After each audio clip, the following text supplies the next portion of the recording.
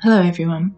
This video is going to draw on subjects such as alchemy, astrology and Christianity to explain things happening in the world today. This may seem esoteric at first or touch on subjects that many people find to be too out there, but this will be necessary groundwork for explaining more important concepts later on. I can't explain the content that comes later without explaining these concepts first. The first thing I need to explain is the basics of Hellenistic astrology.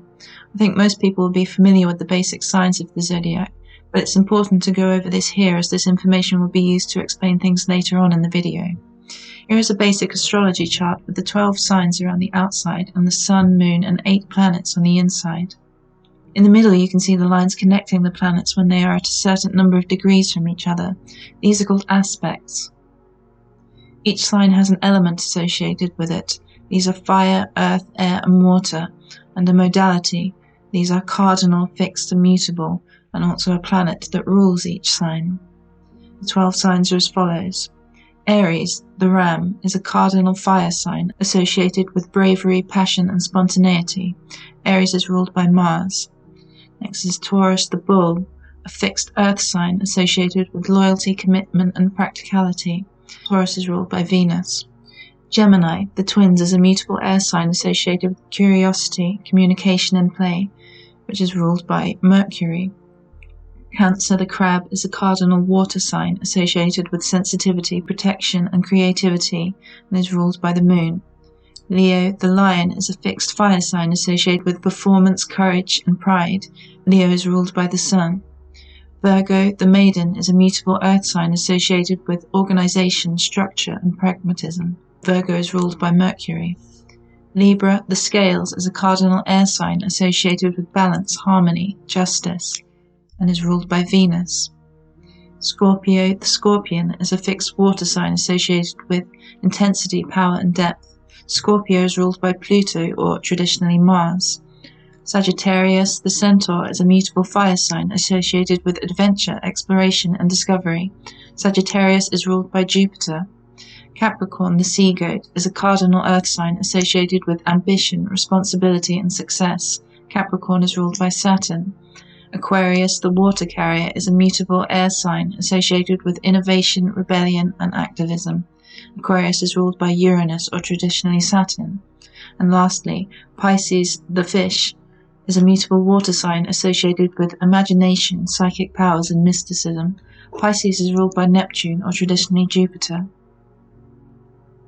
Here you can see the meanings of each planet in astrology. When a planet is in the sign that it rules, it has a stronger effect. The zodiac sign also takes on some of the meaning of the planet that it is ruled by. Here you can see the aspects. When two planets are at a certain number of degrees from each other, they are aspecting each other, and this can have a positive or negative implication. Astrology is a very deep subject that goes way beyond this, but I only mean to introduce the basics here. Many people are used to seeing horoscopes in newspapers or on YouTube and seeing how they are overly vague, like Barnum statements that could apply to anybody, or that the predictions don't come true, as if there's supposed to be some kind of unexplained mystical means by which the planets themselves affect random events that occur in our daily lives. I'm not making that claim. I am making the claim that the most powerful people in the world use astrology to make and time their decisions about how to impact and run the world, and that this is what is described in the Bible as both the kingdom of heaven and the beast, or the beast system. The concepts in use go beyond just astrology. They are rooted in Hermetic philosophy, or alchemy. One of the most famous alchemical texts is the Emerald Tablet. It's just a short passage attributed to the legendary or mythological figure known as Hermes Trismegistus. This is the same figure that was represented in ancient Egypt as the god Thoth. Here is Isaac Newton's translation of the Emerald Tablet. It is true without lying, certain and most true. That which is below is like that which is above, and that which is above is like that which is below, to do the miracle of one only thing. And as all things have been and arose from one by the mediation of one, so all things have their birth from this one thing by adaptation.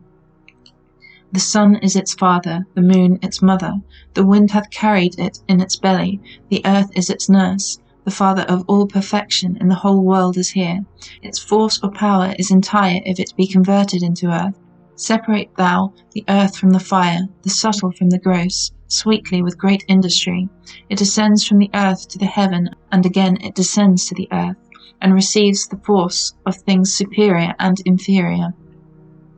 By this means you shall have the glory of the whole world, and thereby all obscurity shall fly from you. Its force is above all force, for it vanquishes every subtle thing and penetrates every solid thing. So was the world created. From this are and do come admirable adaptations, whereof the means is here in this. Hence I am called Hermes Trismegistus, having the 3 parts of the philosophy of the whole world. That which I have said of the operation of the sun is accomplished and ended.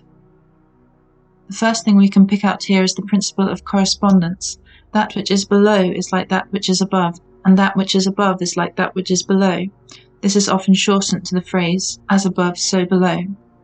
I'll come back to this passage again in later videos. Next, I want to talk about Christianity. You don't have to be a Christian to understand this. And if you are a Christian, this is in no way meant to attack or undermine Christianity or undermine the authority of Jesus Christ. On the contrary, I think that the things that will unfold on the world stage in the future are a necessary part of God's plan for getting the world ready for the second coming of Jesus Christ, and I will get into that later on. This section of the video will get into various parts of the Bible to show how Christianity is rooted in alchemical philosophy.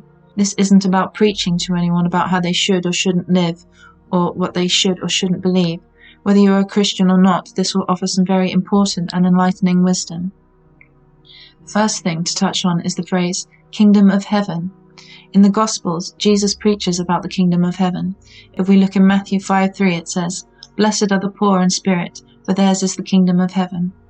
The Greek here that is translated as kingdom of heaven says, "He basileia ton uranon." The word basileia can be translated as rulership or royalty. And the word uranon literally means the sky. We have an understanding of the word heaven as some kind of different realm of existence that you wake up in after death. That is, a paradise in the clouds with pearly gates and angels with wings playing harps. But here, if we look at the Strong's Concordance definition, it says the sky. By extension, heaven as the abode of God. If we look at Matthew 6, Jesus recites the Lord's Prayer. Our Father in heaven, hallowed be your name. Your kingdom come, your will be done on earth as it is in heaven. Give us this day our daily bread, and forgive us our debts as we also have forgiven our debtors. And lead us not into temptation, but deliver us from evil. If we replace the word heaven for sky, it might become a little clearer that this is talking about the exact same concept as the Emerald Tablets and the principle of correspondence. Christianity is based in astrology, rooted in alchemy. Father in heaven is the stars moving through the sky, the active principle, and the passive receptive principle is Mother Earth, down on whom the light of the stars shines. Recall from the Emerald Tablets, that which is below is like that which is above. The sun is its father, the moon its mother. The wind hath carried it in its belly, the earth is its nurse. It ascends from the earth to the heaven, and again it descends to the earth. By this means you shall have the glory of the whole world, and thereby all obscurity shall fly from you. I don't think anybody can deny that the name of Jesus Christ has received glory from the whole world, and it's through this philosophy. If we look around the Bible, we can see these concepts coming up repeatedly. It is often encoded with symbolism. In Revelation chapter 4 it says, "At once I was with the Spirit, and I saw the throne standing in heaven, with someone seated on it. From the throne came flashes of lightning and rumblings and peals of thunder. Before the throne burned 7 torches of fire. These are the 7 spirits of God, and before the throne was something like a sea of glass, as clear as crystal. In the center around the throne were 4 living creatures, covered with eyes in front and back. The first living creature was like a lion, the second like a calf. The third had a face like a man, and the fourth was like an eagle in flight." The 7 spirits of God here are the 7 traditional planets of astrology, the Sun, Moon, Mercury, Venus, Mars, Jupiter, and Saturn. The 7 days of the week are also representative of the 7 traditional planets. The 4 living creatures represent what is called the fixed cross, the 4 fixed signs of the zodiac. The lion represents Leo, the calf represents Taurus, the one with a face like a man represents Aquarius. The final fixed sign is Scorpio. However, in Hellenistic astrology, the higher octave of Scorpio is said to be the constellation of Aquila, the eagle. This is the 4th creature mentioned. This is due to how the constellation of Aquila appears above Scorpio in the sky, meaning that when, for example, the sun appears in Scorpio, it is also aligned with Aquila. This symbolism is also touched on in Ezekiel chapter 1 and in the tarot deck on the Wheel of Fortune and the World cards. The concept of wheels is also mentioned in Ezekiel, representative of the wheel of the zodiac. If we look elsewhere in the Bible, we see many references to eclipses. Revelation 6:12 says, "And when I saw the Lamb open the sixth seal, there was a great earthquake, and the sun became black like sackcloth of goat hair, and the whole moon turned blood red." This is a reference to both a total solar eclipse and a total lunar eclipse. In the same vein, Joel 2:31 says, "The sun will be turned to darkness and the moon to blood before the coming of the great and awesome day of the Lord." Matthew 24:29 says, "Immediately after the tribulation of those days, the sun will be darkened and the moon will not give its light. The stars will fall from the sky and the powers of the heavens will be shaken." Perhaps this is talking about a time in the near future, before the second coming of Jesus Christ, when this information becomes more widely known and more people begin to question God's authority. Isaiah 13:10 says, "For the stars of heaven and their constellations will not give their light. The sun will be darkened when it rises, and the moon will not give its light." Amos 8:9 says, "And in that day, declares the Lord, I will make the sun go down at noon, and I will darken the earth in the daytime." In the Gospels, both the birth and death of Jesus Christ are marked with signs in the sky. In Matthew 2, the Magi, the three wise men, follow the star in the east to the birth of Jesus. After Jesus was born in Bethlehem in Judea, during the time of King Herod, Magi from the east arrived in Jerusalem asking, "Where is the one who has been born King of the Jews? We saw his star in the east and have come to worship him." That there were three wise men following a sign in the sky at the birth of Jesus is also reminiscent of the alchemical figure Hermes Trismegistus, the legendary figure to whom the emerald tablets are attributed. The name Trismegistus means thrice great, and Hermes is a wise man representing ultimate wisdom and has this same association with astrology.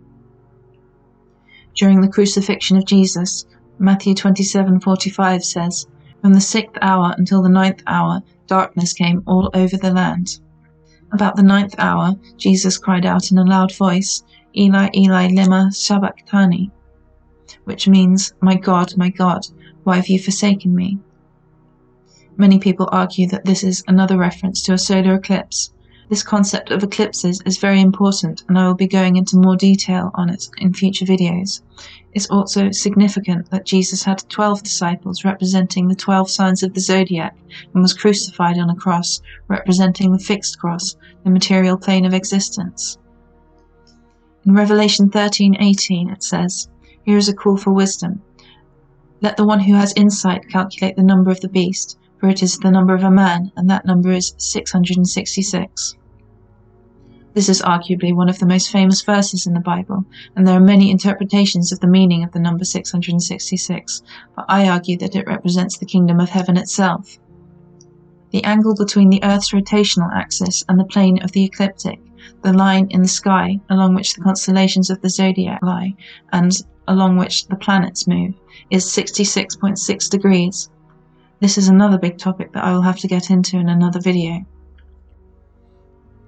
In Revelation 12 it says, "And a great sign appeared in heaven, a woman clothed in the sun with the moon under her feet and a crown of 12 stars on her head. She was pregnant and crying out in the pain and agony of giving birth. Then another sign appeared in heaven, a huge red dragon with 7 heads, 10 horns, and 7 royal crowns on his heads. His tail swept a third of the stars from the sky, tossing them to the earth, and the dragon stood before the woman as she was about to give birth, ready to devour her child as soon as he was born. And she gave birth to a son, a male child, who will rule all the nations with an iron scepter, and her child was caught up to God and to his throne." This is another important subject that I will have to get into in another video, but again, the point here is that it's about a sign in the sky, with planets, stars, the sun and moon involved. The last thing I want to touch on in this video is how the story of the Bible ties heavily into the concept of astrological ages. This is also why all of this is relevant to the things happening in the world today. Many people will have heard of the Age of Aquarius, or may dismiss it along with things like the New Age, manifestation, chakras, the law of attraction, and so on. But the reality is that astrological ages are a real concept, and due to the decisions of the most powerful people in the world to follow the kingdom of heaven, or the rulership of the sky, these astrological ages have a profound impact on human civilization, and this is being felt in the things happening in the world today. The astrological age is the zodiac sign that the sun appears to be in on the spring equinox. Due to the wobble of the Earth's axis, this moves approximately 1 degree every 72 years in a cycle known as the precession of the equinoxes, or the Great Year. The zodiac is 360 degrees, split into 12 signs of 30 degrees each, meaning that it takes approximately just under 2,160 years to complete an astrological age, and just under 26,000 years to complete a great year. The sun at the spring equinox has been in the zodiac sign of Pisces for roughly the last 2,000 years, and is now moving into the sign of Aquarius, thus marking the transition from the age of Pisces to the age of Aquarius. Let's go back to the beginning. The story of Moses begins in the book of Exodus, the second book of the Bible. Let's quickly go over some of the key points of the story and the character of Moses. Just before the story of Moses, the Hyksos pharaohs, the foreign rulers or Hebrews, move into the land of Egypt. In the story of Joseph in the book of Genesis, Joseph comes from slavery to become the vizier of Egypt, the second most powerful position in the land, and brought his family of shepherds to Egypt. The Hyksos pharaohs, the foreign rulers, were eventually driven out of Egypt. In Genesis 46 we find this passage. Joseph said to his brothers and to his father's household, I will go up and inform Pharaoh. My brothers and my father's household from the land of Canaan have come to me. The men are shepherds, they raise livestock, and they have brought their flocks and herds and all that they own. When Pharaoh summons you and asks, what is your occupation? You are to say, your servants have raised livestock ever since our youth, both we and our fathers. Then you will be allowed to settle in the land of Goshen, since all shepherds are detestable to Egyptians. These events occurred in history around the time of the transition from the age of Taurus to the age of Aries. This passage is a symbolic reference of the Hebrews as shepherds, representing the age of Aries, the ram, and the Egyptians representing the age of Taurus, the bull, the age that came before. Since sheep were also kept by the Egyptians, it makes no sense for the Egyptians to literally find shepherds to be an abomination on a surface level. Egypt venerated Apis, the sacred bull, and Hathor, who was often depicted as a cow or with cow horns, and often associated with the planet Venus, the ruling planet of the sign of Taurus. The Egyptians went on to wage a civil war to remove the foreign rulers from their land. That the Egyptians detested shepherds was symbolic of the religious differences, represented by their alignment with differing astrological ages.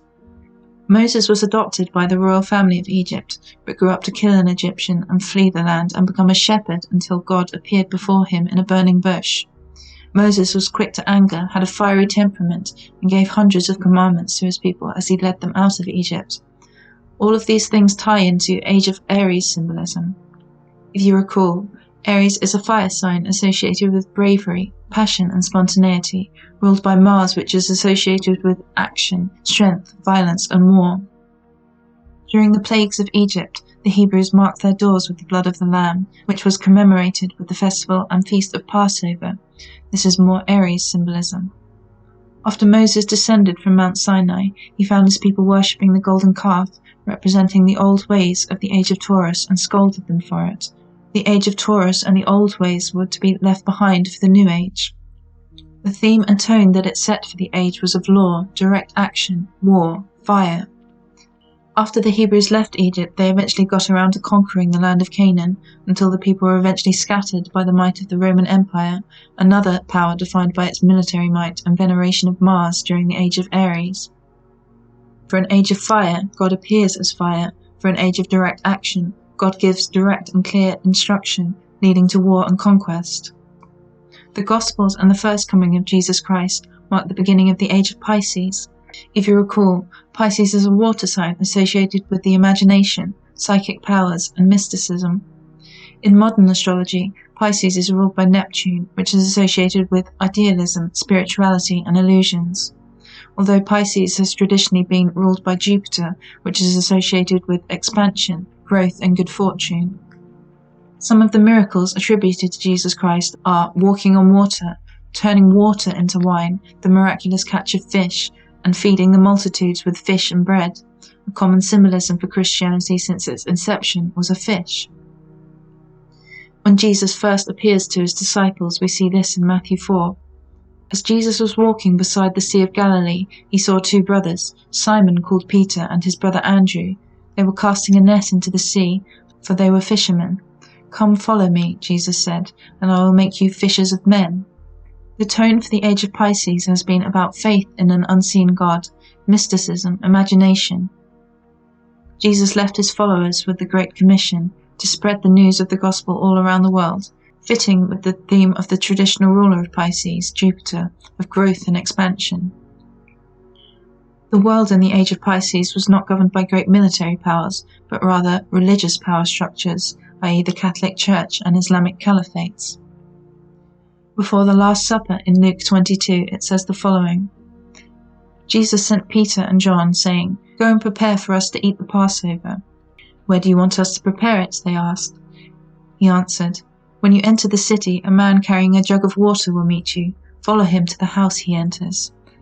Then a little bit later, when the hour had come, Jesus reclined at the table with his apostles, and he said to them, "I have eagerly decided to eat this Passover with you before my suffering, for I tell you that I will not eat it again until it is fulfilled in the kingdom of heaven."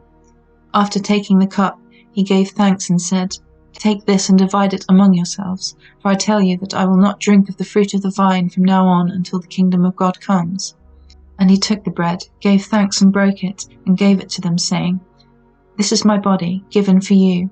Do this in remembrance of me." In the same way, after supper, he took the cup, saying, "This cup is the new covenant in my blood, which is poured out for you." The next age after the age of Pisces is the age of Aquarius, the water carrier or cup-bearer. His disciples go into the city, representing the kingdom of heaven, and find a man carrying a jug of water, representing the age of Aquarius. Then Jesus says that he will not eat again until the kingdom of God comes, while holding a cup, making a new covenant, that is, a solemn promise, based on the cup. Recall that the constellation of Aquarius is the cup-bearer, a man carrying a jug of water, just like Jesus directed his followers to find for the Last Supper. So how does all of this relate to the world today? This is a big subject and I will get into it more in future videos. To be brief, in the past few hundred years, humanity has seen the Enlightenment, where themes of rationality and humanitarian ideals have gradually come into play, as opposed to the core theme of faith in the unseen that came before. More recently, World Wars I and II were about preparing the world for the beginning of the next age.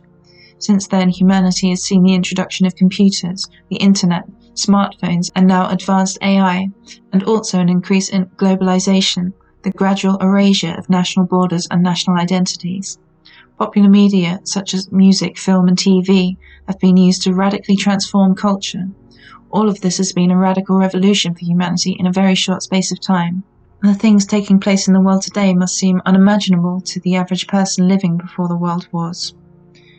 All of these things are in keeping with the themes of the Age of Aquarius, which has to do with information and knowledge as opposed to mysticism and imagination. It is an air sign which represents thought, ideas, and information. It is ruled by Uranus, which rules electricity and represents innovation, rebellion, and eccentricity. Whereas the constellation of Pisces is two fish, representing duality and separation, Aquarius is about unity and unified consciousness. One theme is a unified world government versus the individual, about atomized individuals being ruled over by AI algorithms and the people struggling to rebel against it. Again, the theme of rebellion and humanitarianism. The introduction of information technology has seen moves by those with power towards censorship and control over the flow of information, the core theme of knowledge and information. Think about the symbolism of the internet as the cloud, how thoughts and ideas are passed electronically through the air. Think about the symbolism of the constellation of Aquarius, the water being spilled out. I'm making this video with this information that has been kept hidden from humanity for so long, pouring out the knowledge and wisdom electronically through the air. This is what this age is about. You may say that you don't believe in the New Age, God, Christianity, astrology, or any of this, but these themes are inarguably the dominant themes in the world today. Whether you choose to accept it or not, the kingdom of heaven is reality. I hope this means the pain that's being unleashed on the world today isn't the end of the story, that things are being planned out and set up for something actually meaningful and worthwhile. In the past it took faith to overcome, but in the future it will take knowledge. That's all I want to get into for this video. Again, this is about laying the groundwork for future videos. If you enjoyed watching, please like, share and subscribe. I'll see you again in the next video.